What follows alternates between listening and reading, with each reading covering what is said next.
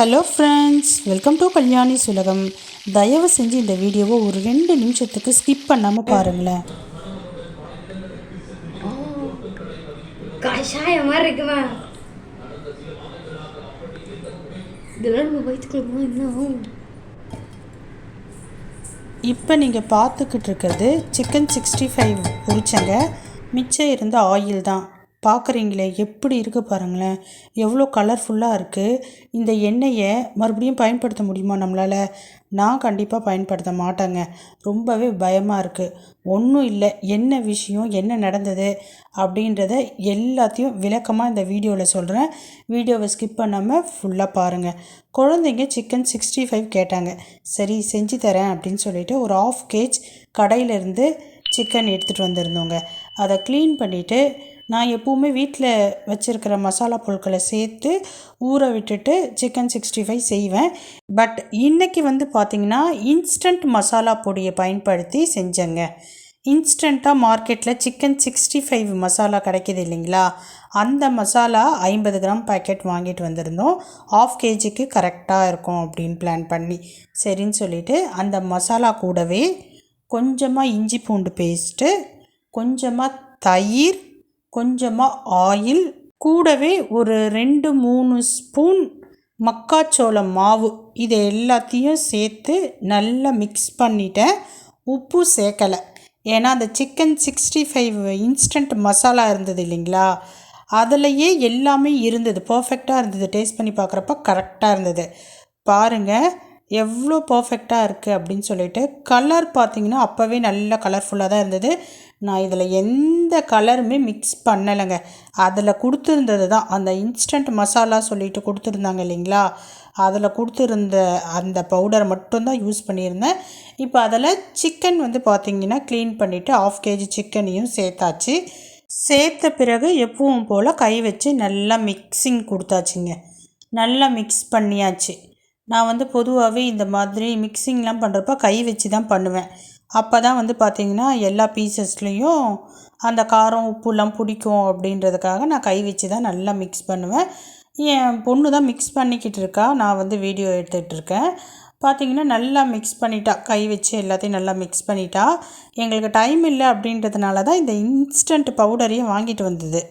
அதனால் இப்போ 1/2 மணி நேரம் 1 மணி நேரம் ஊற வைக்க முடியாது, நம்ம ஃப்ரிட்ஜில் வந்து ஒரு 10 நிமிஷம் வச்சு எடுத்து பொரிச்சிடலாம் அப்படின்னு பிளான் பண்ணி ஃப்ரிட்ஜுக்குள்ளார ஒரு 15 நிமிஷம் வச்சுருப்போங்க.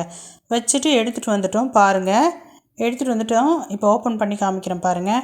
இந்த மாதிரி தான் இருந்தது. நல்லா இருந்தது, பார்க்கவே கலர்ஃபுல்லாக சூப்பராக இருந்தது. அடுத்தது மறுபடியும் ஸ்டவ் ஆன் பண்ணி கடாயை வச்சுட்டு எண்ணெய் பாருங்கள், புது எண்ணெய், கோல்டு வின்னர் எண்ணெய் வந்து பார்த்திங்கன்னா புது எண்ணெய் தான் பிரித்து ஊற்றுறோம். எப்போவுமே சமையல் பண்ணுறதுக்கு நாங்கள் வந்து செக்கு எண்ணெய் தான் யூஸ் பண்ணுவோம். இந்த மாதிரி பொரிக்கிறதுக்கெலாம் கோல்டு வின்னர் யூஸ் பண்ணிப்போம். இப்போ அதே மாதிரி தான் ஒரு புது கவரில் இருந்து கோல்டு வின்னரை ஊற்றியிருக்கேன். ஏன்னா ஆயில் வந்து பார்த்திங்கன்னா ஃப்ரெஷ்ஷாக தான் யூஸ் பண்ணுறேன் அப்படின்றதுக்காக சொல்ல வரேன். இப்போ எண்ணெய் காஞ்சிருச்சு. நாங்கள் அந்த சிக்கன் ஊற விட்டுருந்தோம் இல்லைங்களா, அது ஒரு 10 நிமிஷம் வெளியே வச்சுட்டோம் ஃப்ரிட்ஜிலேருந்து எடுத்து. அதுக்கப்புறம் நார்மல் டெம்பரேச்சருக்கு வந்ததுக்கப்புறமேட்டு பொரிக்க ஆரம்பிச்சிட்டோம். எண்ணெயில் ஒன்று ஒன்றா எடுத்து போட்டு பொரிச்சிக்கிட்டு இருக்கோம். பாருங்கள் நல்ல வாசனையாக இருந்ததுங்க.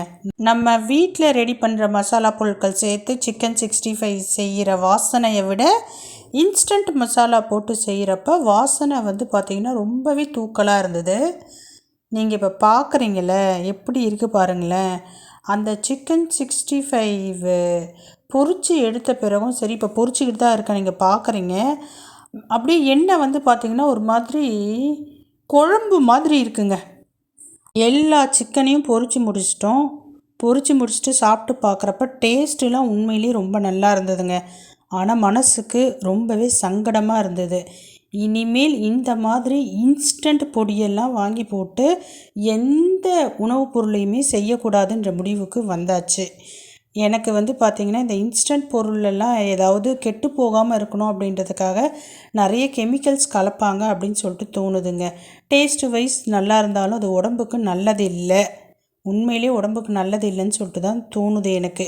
நீங்கள் என்ன நினைக்கிறீங்க? நீங்கள் இந்த மாதிரி ஏதாவது அனுபவப்பட்டிருக்கீங்களா அப்படின்றத கமெண்ட் செக்ஷனில் மறக்காமல் சொல்லுங்கள். இது இல்லைன்னா நார்மல் தானா, இதில் ஒன்றும் பெரிய விஷயம் கிடையாது, இதெல்லாம் விஷயமே கிடையாது, இப்படி தான் இருக்கும், இது சாப்பிட்டா ஒன்றும் ஆகாது அப்படின்னு நினைக்கிறீங்களா அப்படின்றதையும் மறக்காமல் கமெண்ட் செக்ஷனில் சொல்லுங்கள். ஆனால் எனக்கு ரொம்பவே வருத்தமாக தான் இருந்தது. நம்ம எதெல்லாம் ஆரோக்கியம் நினச்சி சாப்பிட்றோமோ அதெல்லாம் ஆரோக்கியமே கிடையாதுங்க. நம்மளாக பார்த்து பார்த்து ஒன்றுத்தையும் ரெடி பண்ணி அதில் சமையல் பண்ணாதான் உடம்புக்கு நல்லது அப்படின்னு சொல்லிட்டு எனக்கு தோணுது. நீங்கள் என்ன நினைக்கிறீங்க? நான் நினைக்கிறது ரைட்டா ராங்கா அப்படின்றதையும் மறக்காமல் கமெண்ட் செக்ஷனில் சொல்லுங்கள். இல்லைனா இதெல்லாம் ஒரு விஷயமே இல்லை, இதுக்கு போய் ஏன் இப்படி ஃபீல் பண்ணுறீங்க, எல்லா இன்ஸ்டன்ட் மசாலாவுமே இப்படி தான் இருக்கும், அதெல்லாம் உடம்புக்கு ஒரு கெடுதியும் இல்லை அப்படின்னு நீங்கள் நினச்சாலும் அதையும் மறக்காமல் கமெண்ட் செக்ஷனில் சொல்லுங்கள்.